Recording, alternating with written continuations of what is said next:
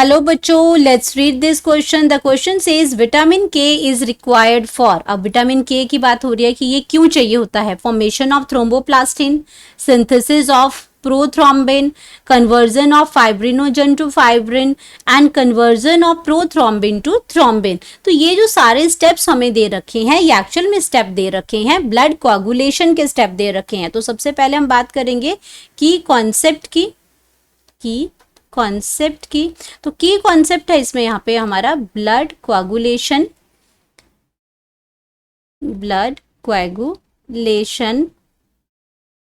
और जिसको हम और भी कहते हैं ब्लड क्लॉटिंग।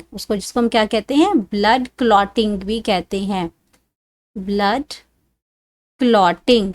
तो क्या हो जाता है, जब आपको कोई कट लग जाता है तो कुछ टाइम के बाद ही क्या होता है, आपका खून जो बहना वो बंद हो जाता है। तो उसके वो क्या है, हमारा जो सिस्टम है, जो प्लेटलेट्स है हमारी, वो हेल्प करती हैं ब्लड के कोआगुलेशन के लिए।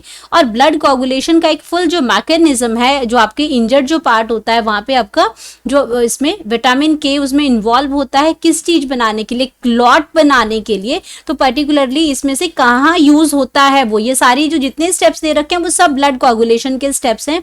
तो पर्टिकुलरली विटामिन के कहाँ रिक्वायर्ड होता है, तो हम अगर बात करते हैं विटामिन के की, विटामिन के, तो विटामिन के आपका क्या है, वो हेल्प करता है, हेल्प्स टू मेक प्रोटीन्स। ये प्रोटीन्स बनाने में मदद करता है, हेल्प करता है। और ये प्रोटीन्स क्या करती हैं, ये प्रोटीन्स आपकी हेल्प करती हैं ब्लड क्लॉटिंग में, ये हेल्प करती हैं ब्लड क्लॉटिंग में हेल्प करती है।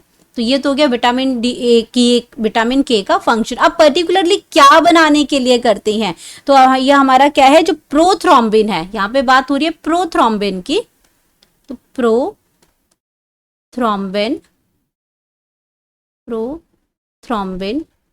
प्रोथ्रोम्बिन जो है हमारा, ये क्या है, एक विटामिन के डिपेंडेंट प्रोटीन है, विटामिन के डिपेंडेंट प्रोटीन है।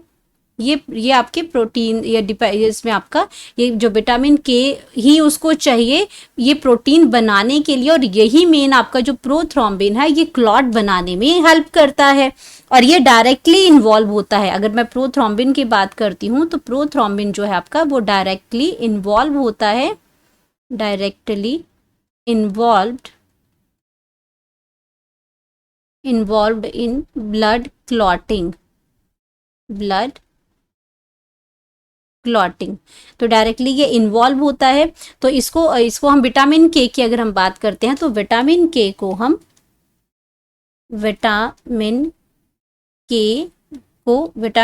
हम और भी क्या बोलते हैं, एंटी हीमोरेगी भी बोलते हैं, एंटी हीमोरेगिक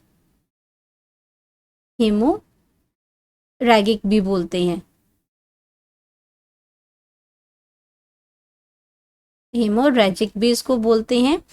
अब ये एंटी हीमोरेगी का मतलब है कि ये ब्लड को बहने से रोकता है, इसलिए इसको बोलते हैं एंटी हीमोरेगिक। इसको बोलते हैं जो ब्लड को बहने नहीं देगा, प्लेटलेट्स इसमें वर्क करेंगे, और जो डायरेक्टली जो आपका फंक्शन करता है ब्लड क्लॉटिंग में वो आपका प्रोथ्रोम्बिन प्रोटीन है, और वो किसके ऊपर, जो किसकी वजह से वो रिलीज होता है, वो आपका विटामिन के की वजह से ये फंक्शन करता है।